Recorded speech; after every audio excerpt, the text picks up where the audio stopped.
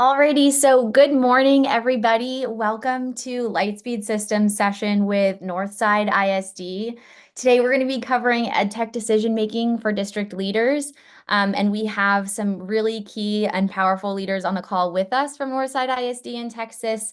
But before we jump into our intros and getting familiar with everybody that's going to be speaking during this session, I want to go through a couple of housekeeping reminders for everybody at the beginning of this session. So first and foremost, this session will be recorded and we will email it to you afterward. That goes for if you are in attendance or if you are hopping in following the session. Our chat will be muted, but you can always submit questions via the Q&A area at the bottom of your screen, and then we'll answer them towards the end of the session once we've completed the core content. And then last but finally not least, there are two resources that are available to you at the bottom of the screen pertaining to the topics that we're discussing today.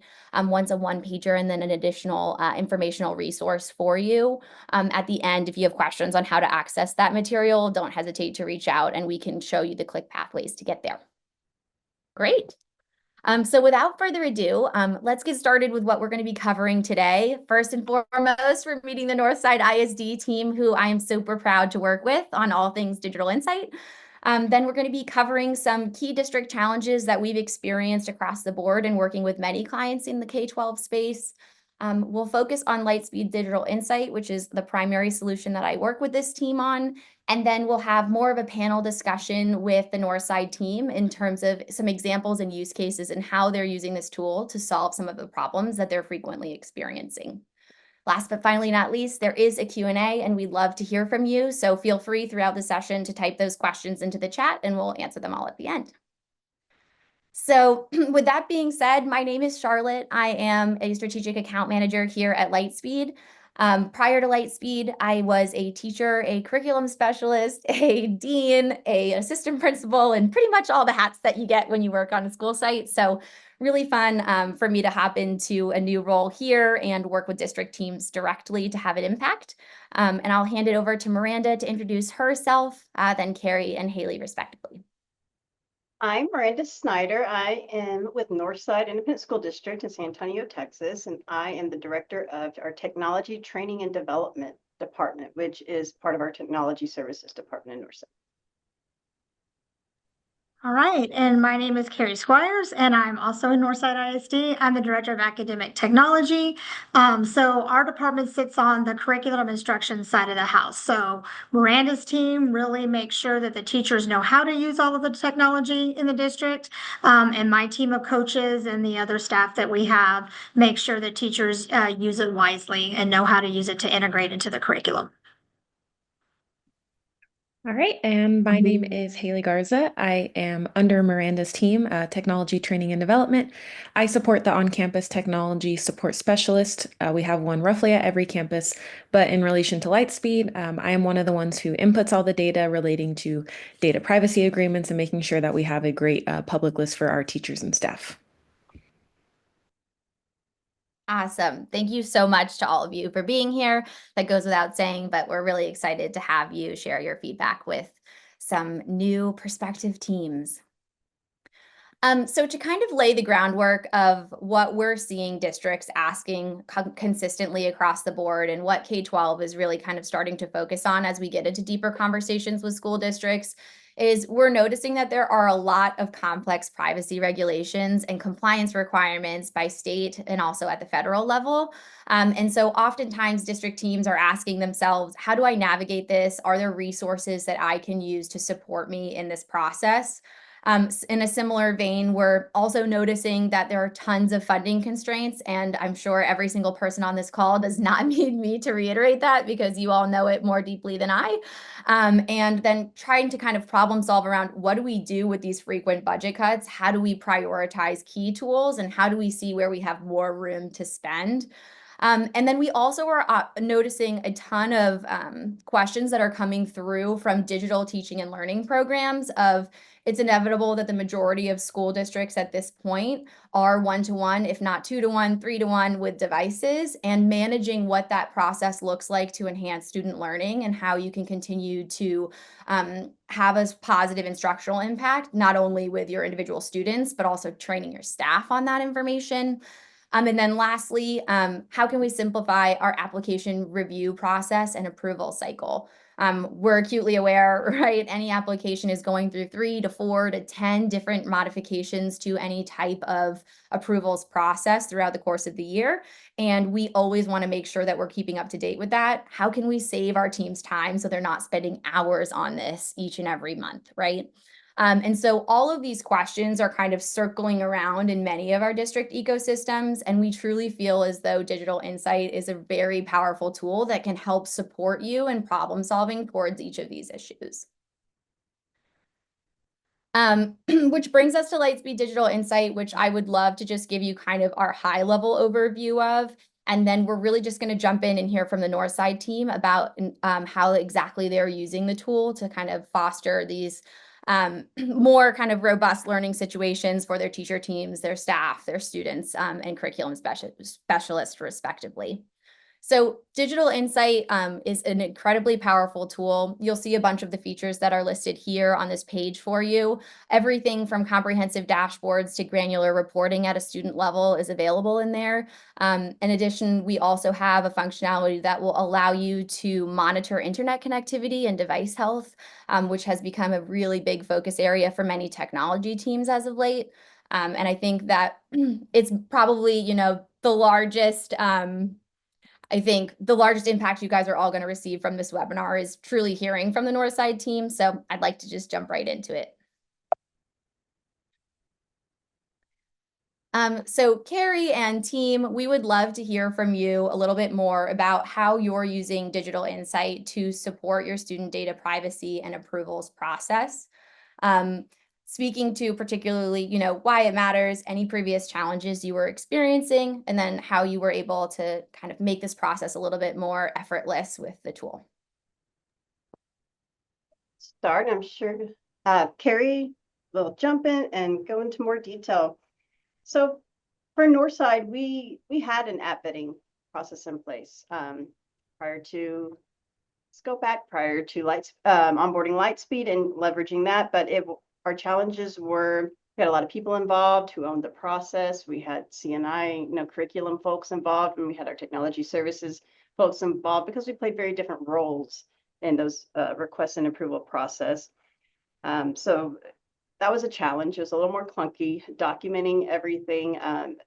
Whereas within Lightspeed, you can get to the terms of service quickly. You can get a lot of that detail and that information you need as you're going through the vetting and evaluation process, where it did take us a little more time in the past.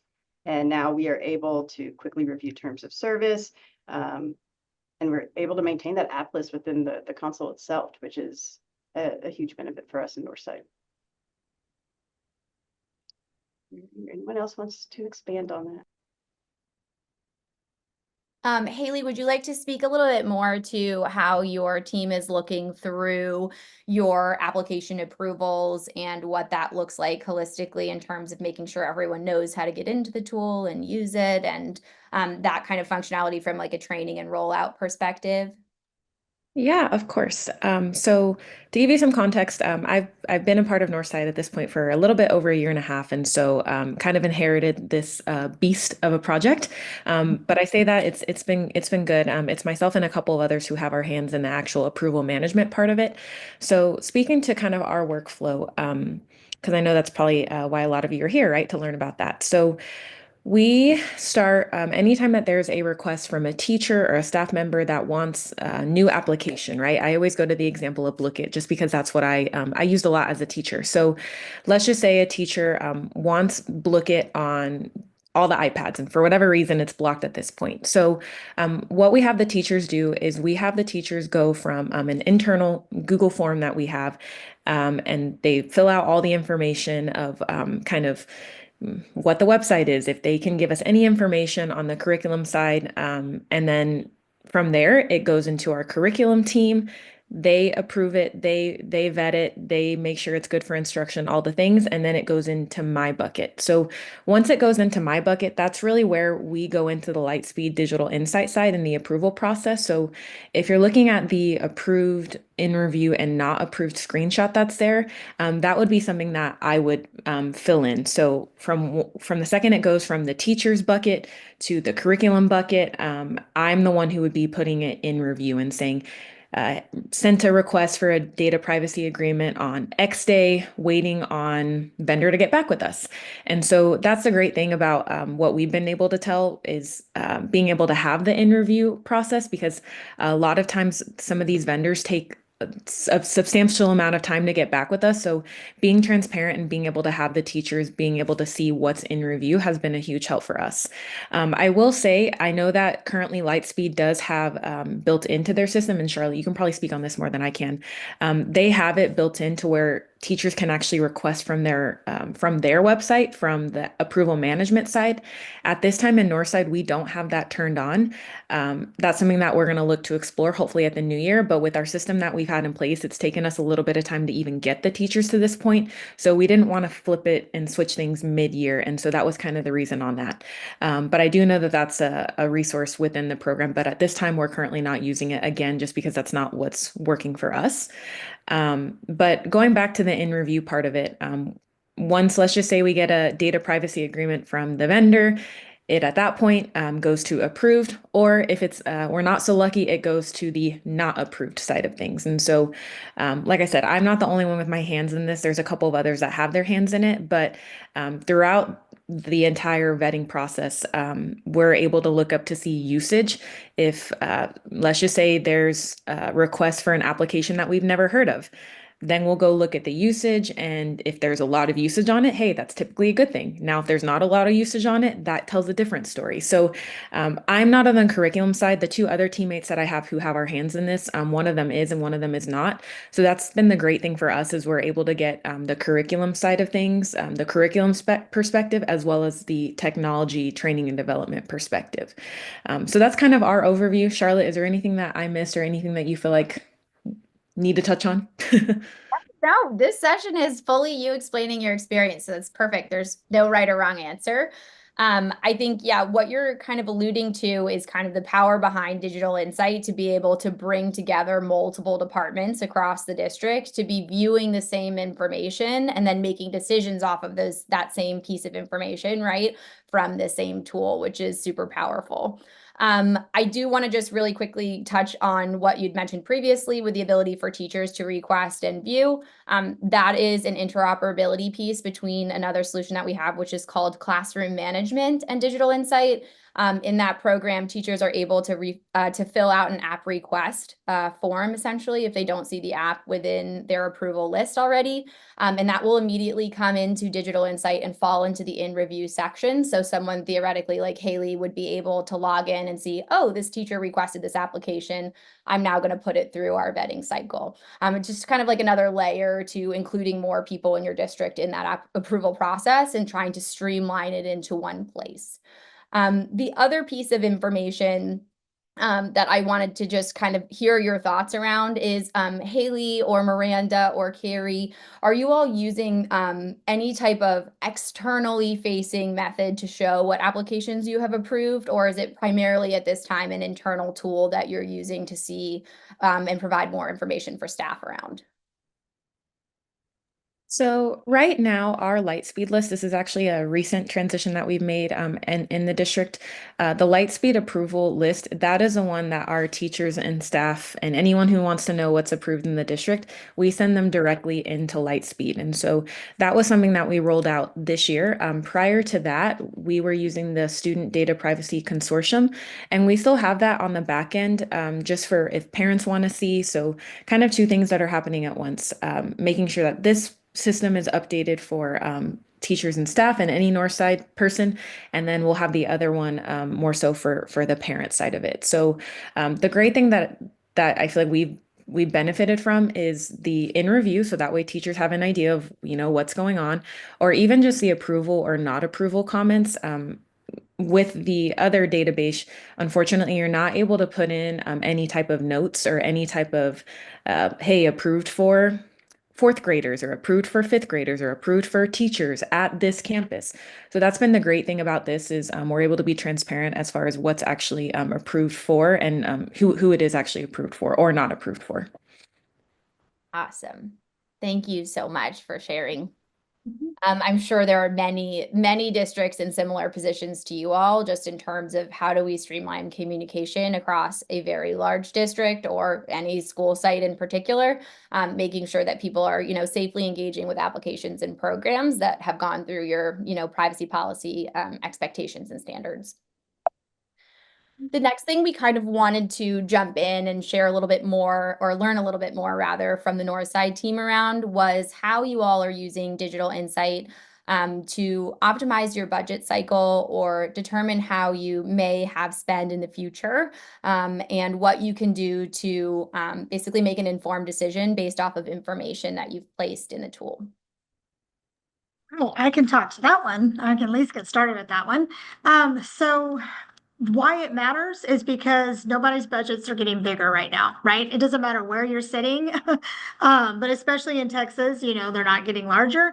And in addition to that, some of the funding sources that were used to procure a lot of these digital tools, such as ESSER and other, relief efforts that came after the pandemic, those are phasing out. And so now we're, kind of looking at our local budgets to fund everything from the digital tools to the instructional materials and the devices themselves.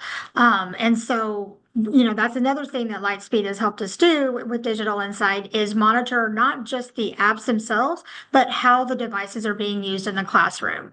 And so we can look at is this sustainable for Northside? We're right at or just under 100,000 kids. And so that's a pretty big ticket item when you're looking at keeping one-to-one, and using those devices. Another thing is, what we're looking at is not only the budget for our local budget, but are those the best decisions? So prior to coming into this role, I was a campus principal for quite a while, and I would have loved a product like this, right? Because the scene goes something like this. You're in your office, a teacher comes in, she's been to TCEA or another conference. She sees this amazing tool. It's going to solve everybody's problem. She tells you need to buy it. You've never heard of it.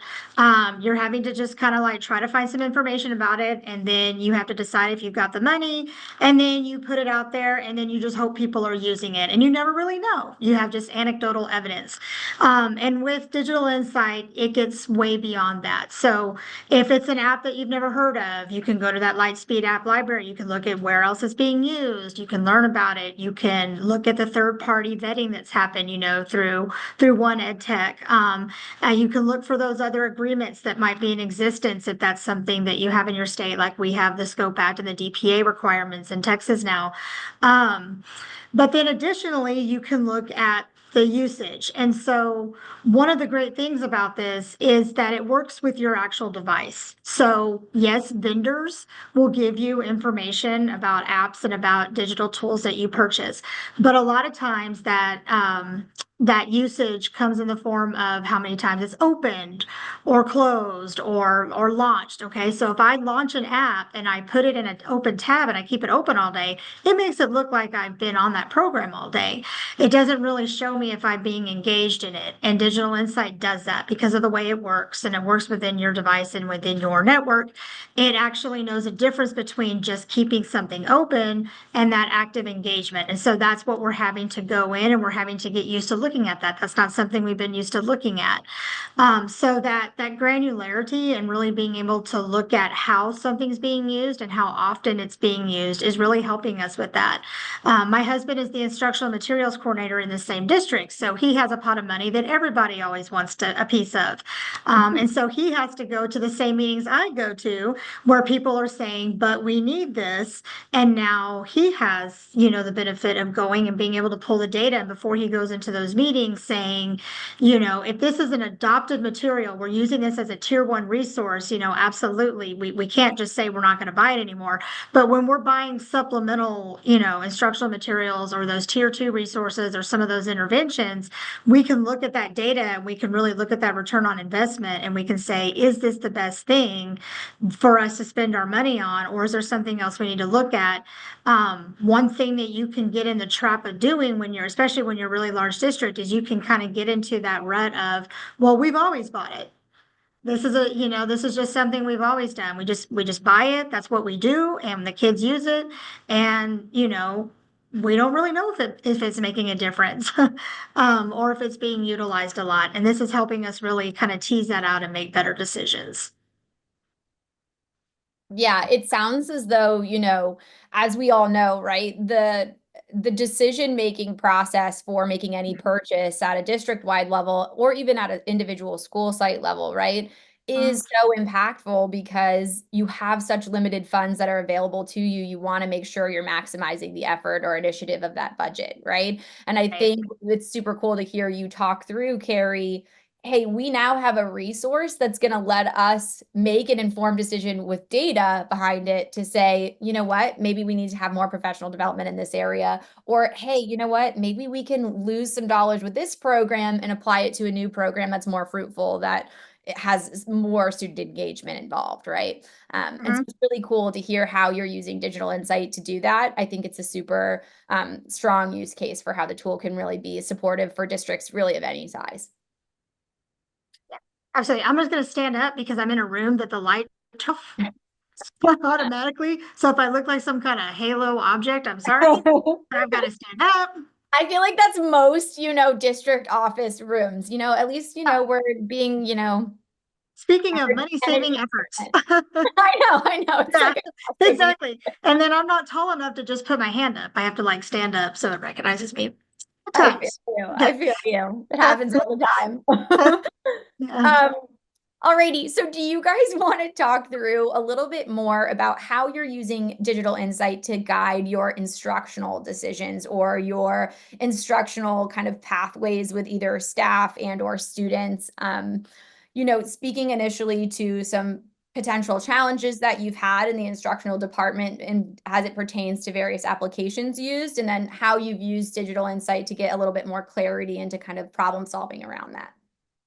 Sure, I can jump in and go first, and then Miranda and Haley, please jump in from where you've seen it with your work at the campuses as well. So when we started this, you know, we had a very small team with Miranda's team and my team kind of working on a proof of concept. And once we tried it out and we decided this is something we wanted to purchase, we immediately onboarded our entire CNI staff, right? So all the specialists in the different, you know, departments and such. And it's super exciting because just this past month, we were able to onboard a whole new group, and that is our elementary principal group. And so we assign them just a principal view role so that when they pull it up, they can just see the data on their campus. They're not seeing everything that everybody's purchasing and using in the district. And they've loved it so much that we're going to be opening it up to middle school and high school and working with those, you know, deans and other administrators as well. And so there's a lot of ways that, you know, you can use it to look for instructional impact. You mentioned earlier, Charlotte, the professional development. So one of the challenges that we saw right away is when you start bringing up this data, especially if you have a group of CNI folks in the room and they've been buying something for a very long time or they believe in a product for a very long time. And especially when people go and leave a position and other people come in, you just kind of adopt what's already been done. You may not have a full understanding of why that product was bought to begin with, what the intent was. So I remember pulling up some different data from different, you know, examples, apps, and people would ask, is that good data? And my answer was, I don't know. And the reason I don't know is I don't know why you bought it. right? So did you buy this product because you want every student in, first through fifth grade to log in every day and interact with it? If so, no, this is not good data because it shows that they're not doing that. We don't have a lot of those. Is it a program that you bought for your teachers and your intent is for teachers to get into this program daily, and then just assign things from it into your LMS system or whatever you're using? If that's your intent, then yes, this is good data, right? And it's amazing. I mean, it may not be amazing to people on this call, but it's amazing to me how many things we buy and we've gotten in the habit of buying without really understanding the intent. Yes, we'll say we want to, improve reading scores, or we want to improve, problem solving in math, or we want to, increase our dual credit, scores, and get more kids the credits that they need. So we're going to use this program to support them, but we don't think through how. So, is that because every kid's going to be doing 30 minutes in this? Or they're going to be interacting with this program as a supplement? Because that makes a big difference on what that data looks like. If it looks like something that's only going to be used at certain times of the year to support certain content objectives, then it matters when you pull the data too. Because if I'm pulling the data on something that you've not even expected the teachers to use yet, because it's not in their curriculum, then that's not good data for me to pull. I need to know when to pull it for you and when to kind of like have that discussion. Another example is when you look at those interventions. So I can remember as a campus principal sitting in lots of meetings where teachers had, students in, the tier process. And they would say, but I've had that student sitting in front of that program for 30 minutes every day for the last 6 weeks. And you would just kind of have to take that as like, okay, well, they're not making progress with it. Well, now, when we were showing this to principals, we had some principals pulling up some of this data from some meetings, around students they had just sat in, meetings they recently attended. And they're like, oh my gosh, the reason this kid's not making progress is because they were in the program 5 minutes and then they exited out of it. And so that makes a big difference. If you are intending for students to do something in a program and they're not actually doing that, and you don't have the data to support that, you don't know if it's the program that's not working or if it's not, if it's actually that the student's not engaging and there's a classroom management kind of concern there that you need to address. But another part of it is the professional development. If the data doesn't look great, we've had some situations, I'm sure many of you in this call have had a situation where you have kind of a large group of people in and out of the district, right? You have people retire from positions and other people come in and they just kind of adopt what's been happening. Communication gets lost. And so you hire, if 2/3 of your, middle school science teachers have turned over in the last 2 to 3 years, and you haven't provided training for them because the last time you provided training was 5 years ago when you bought the product, then that's why 2/3 of those teachers are not using this program now. And that's why the data looks at, because they don't know how. They don't know how to use it. They don't have the expectations. And so then you don't have we need to get rid of this problem. You have we need to train people and we need to support them in that. And so there's a lot of different ways to interpret the data that you get out of digital insight. Carrie, I wanted to add on a couple more things to what you're saying. As we've been training all the people in Northside, we've tried to stress that this is not an I gotcha tool. We're not trying to get anyone in trouble. But something that was super eye-opening for us at the beginning stages of implementing this is how high our cool math games usage was across the district. It was probably a lot higher than we would have liked it to be. I can say that for a fact. It was a whole lot higher than we would have liked it to be. But even just that silly example, that was an eye-opener for us of how many kids were using that when they shouldn't have. And so because of that, we made an instructional decision as a district to turn that off for kids during school. So I think we probably, if we were to guess how high it was, we probably could have, but even being able to pinpoint exactly what usage was happening, that was a big eye opener for us. That's the one that always comes to mind. But prior to this tool, we wouldn't have had the ability to do that with as much detail as we were able to get to. Something else I wanted to add real quick is the screenshot that's there, the Connect Ed McGraw-Hill education. That screenshot is a perfect example of how going back to kind of the app vetting part of it, those are the numbers that we look at as far as the app vetting process goes. For the example, let's just say we've never heard of something in the district. Like I've been out of the classroom for a couple years at this point. If there's a new application that I've never heard of, we'll go in, we'll search the application, we'll do our research on it. And so from there, we're able to kind of make that decision of, hey, well, a lot of teachers really are using this application. Maybe it is a great thing to keep it on. Or on the flip side, hey, maybe there's only one teacher, using this application in the district. And that's not to discredit that one teacher, but it's, kind of painting that picture of what maybe needs to be approved versus maybe what does not need to be approved. So I'm constantly living in this program. Myself and a couple of others, as I mentioned, have our hands in this a lot. But definitely with that usage, it's been quite an eye opener for us at Northside. And I'd like to add on another component of that as well is Carrie's talked a lot about looking at the app usage and making those. Oh, I think Miranda may have froze, but I'll give her a sec to kind of reboot here. While Miranda's screen is kind of just reloading, I'd love to just kind of field another question towards you guys, and then when her screen reboots, we can have her chime in with what she was going to add there about the application process or approval process rather. I know that Carrie and Haley, you guys recently rolled out a training with your elementary principal teams. Can you speak a little bit more to kind of how you planned for that, what you kind of showed them in that process, and then kind of what the training looked like and what you're expecting to see afterward? Because I think that's a really great kind of jump off point for many districts to start to plan to see, okay, how am I going to balance the responsibility of managing apps across my district? How do I delegate to site leads versus keeping it at the district level? I think that could be really illuminating for a lot of people. So do you mind speaking to that in a little bit more detail?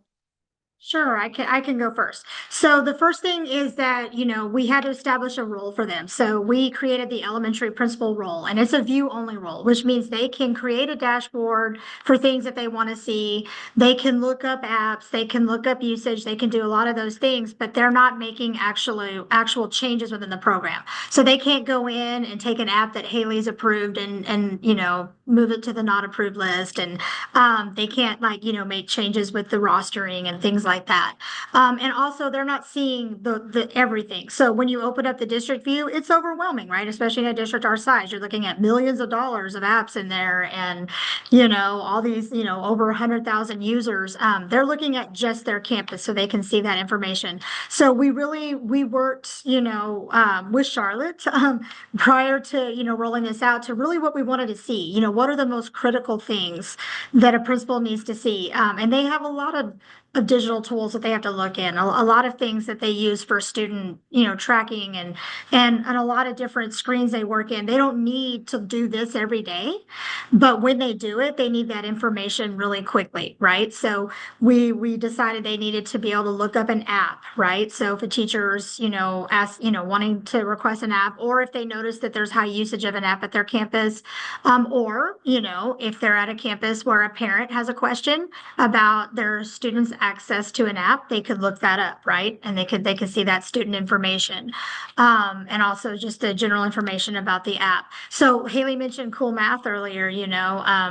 We made a lot of kids in this district upset when we blocked it, and we don't use this to block apps. Really, we've only done a couple, and really the main reason that we blocked Cool Math was because it was completely unsafe.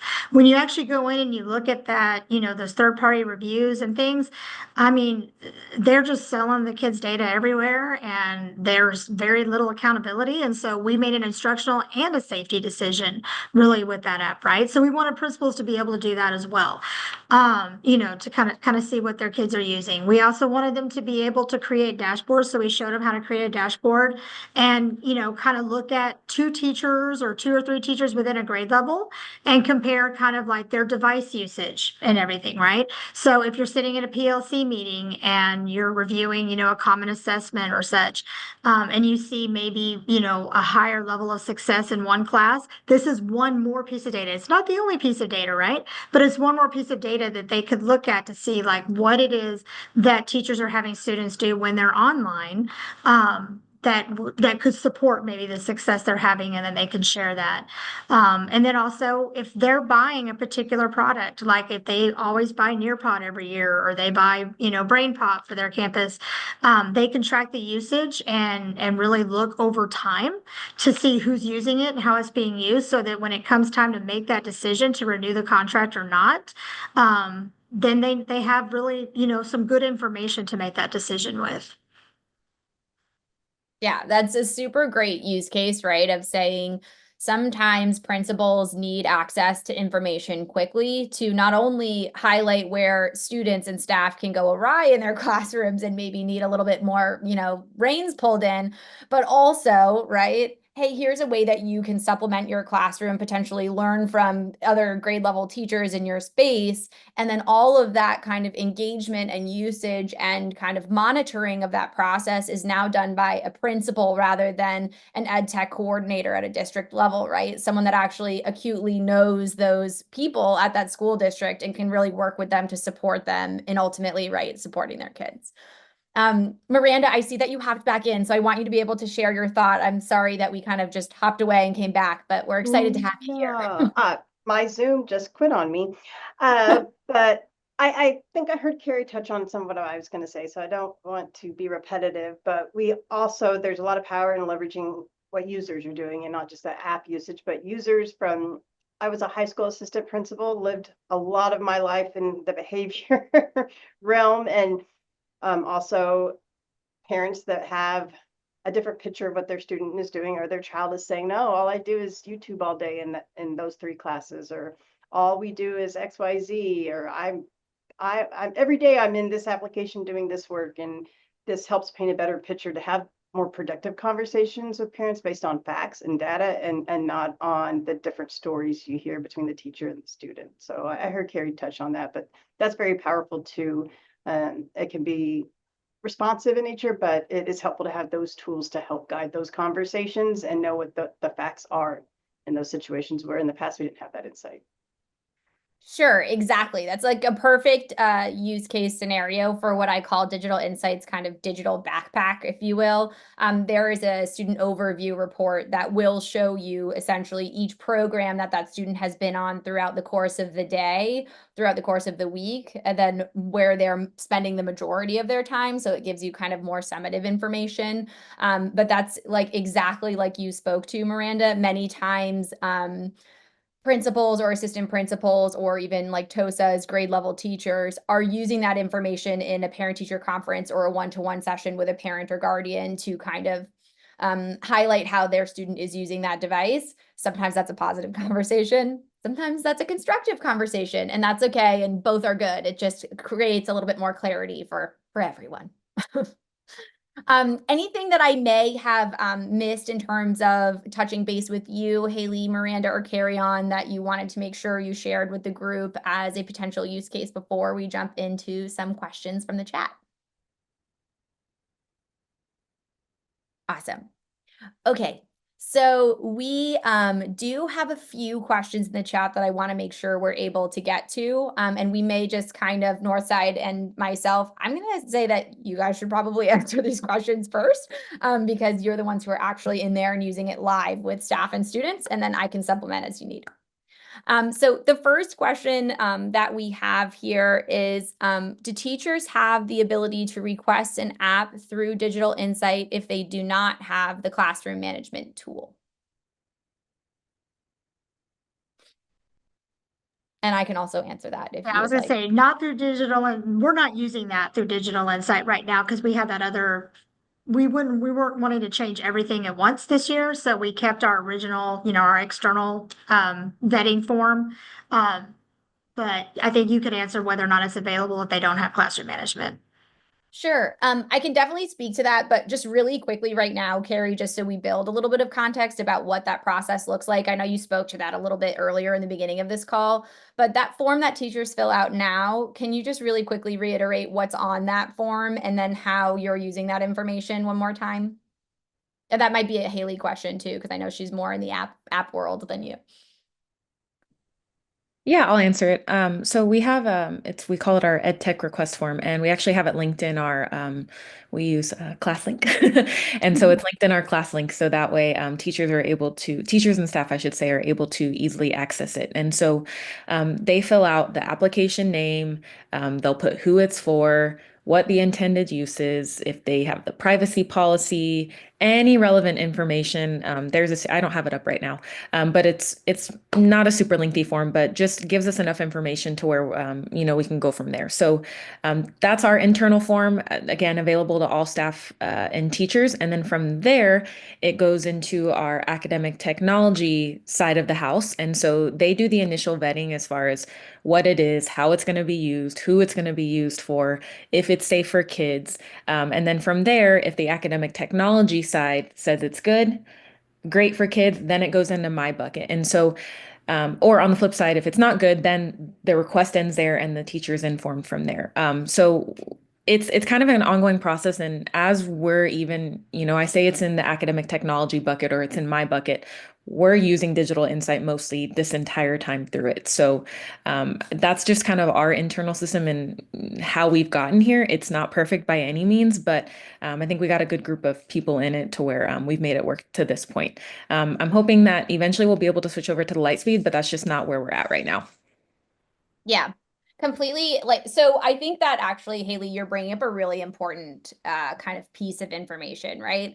As it stands, many districts that Lightspeed Systems is working with already have systems in place. And I think where Digital Insight starts to shine is it moves all of your multiple places of access or form request or user, like endpoint user engagement into one place as opposed to many. So oftentimes, right, what you're hearing even from like Northside right now, or likely what many of you already have in place is you'll have a form here, it goes to a team here, it goes to a product over here, it comes back to this team over there. And you're having multiple endpoints that actually ultimately end up slowing down that approval process, right? And Digital Insight is trying to shrink that amount of time in saying, there is actually, just to directly answer the question, there is a way without classroom management that you can have an application request form provided to a teacher. And they can fill that out, right? So then that way you have your whole approval process is happening within Digital Insight based on how they can log in and view based on permissions you've set for them, right?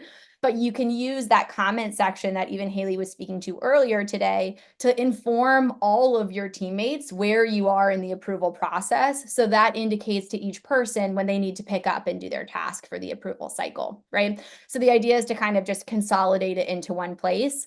Long-winded way of saying to the direct question that was asked. Sorry, I'm always long-winded. But yes, teachers can request an app through Digital Insight if they don't have classroom management. Classroom management is just adding an additional layer of visibility for that teacher in preparation for their lesson. So they're not hitting that point where they realize, oh, shoot, this is blocked. Why? And then they panic and submit 700 tickets, right? They can see, oh, it's blocked because it's not approved. I'm not going to use that in my lesson and be proactive. So I'm not stuck with kids on blank screens in my classroom and panic and have behavior management issues.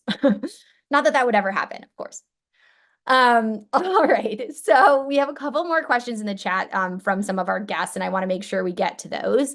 There's a question from a guest around if there is a way to track the subscription renewal date and if it auto renews if you do not cancel in time. So this is more so them requesting a little bit more information around our license management functionality and kind of the types of fields that you can fill in and monitor within Digital Insight. And if you guys are not wanting to speak to that a little bit more, then I can too. But Carrie, take away. I can tell you that yes, it does. So it'll ask you, there's a few fields when you go to enter a license, it's going to ask you, of course, the name of it, how you're going to track the data. So are you paying for a license by user, by campus, or is it like one district license and everybody in the district has access to it? It'll ask you like what that cost per license is, and how many of those you purchased, and then it'll kind of like figure out the sum. And you just kind of have to make sure that is always an interesting thing I will say is it will tally that for you, and sometimes it's different. And what I have found is you just have to communicate with the department that you're putting that license in for. Because a lot of times vendors will put in like additional costs, like, some professional learning cost or some, travel costs or things to come down and do things. And you don't want to include that information in the license because then you're tracking ROI on use of something for professional development that was already given. And that's not, your numbers are not going to be accurate. So when it comes a little off, that's usually why there's some of those extra fees. But then you have the start date and the stop date. It does not auto renew, but it starts warning you. So we're on a September 1 to September 1 fiscal year. And so in August, I started getting like notifications of like all these things are going to expire. So I downloaded it. It lets you download all of that, everything that you have entered into the licenses into an Excel sheet. And I just took that information and I highlighted it by what's expiring at the end of August, what is September, what is October, what's later. And then I just started sending emails to those departments like, hey, are you buying this again? If you're buying this again, tell me if any of this information has changed. And then, they just filled out a quick little email to me, and then I was able to go in and activate it. And then, so then when you go into a license that's already existing, you can say renew it or delete it. And so then anything that they're renewing, I just went in and made the changes, and that license sat there inactive until the date that I had entered as the start date, and the other one dropped off to our inactive list and the new one became active. And you don't want to delete them because if you're really looking for ROI, you kind of want a couple years worth. And so like if you go back and you do like that 6 months or you set a custom time, you want to pull in what you were paying for it a year ago and what you're paying for it now and look at it across those couple years. So as you have this longer, your ROI gets a little more specific and a little better information. That's super awesome. And thanks for providing like the whole kind of storyline of that, because I think there are a number of ways, right, that people are looking at their budget spend, whether or not it's longitudinal or on an annual basis. And yeah, just to reiterate, there are many ways in Digital Insight that you can choose to be notified around license expirations, as well as ways that you can filter reports to show you any type of license that is up for renewal. I am so excited because there are an onslaught of questions within this chat, but sadly we are a minute over time. So I want to make sure that you all are aware that myself or your specific Lightspeed representative will be reaching out to you if you have questions in the chat in terms of just follow-up, so you have the information as needed.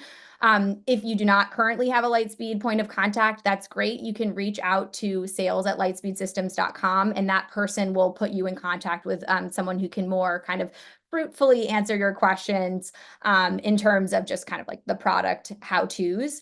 And last but finally not least, huge thank you to the Northside team for joining us today. You guys are shining stars in my eyes, as you already know.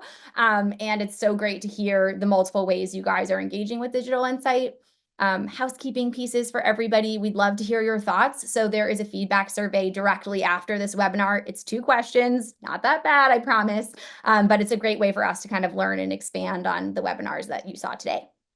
But thank you so much, everybody, for attending. Like I mentioned, we will follow up if your questions were not answered, and we appreciate you attending today and your high level of engagement. Have a great afternoon.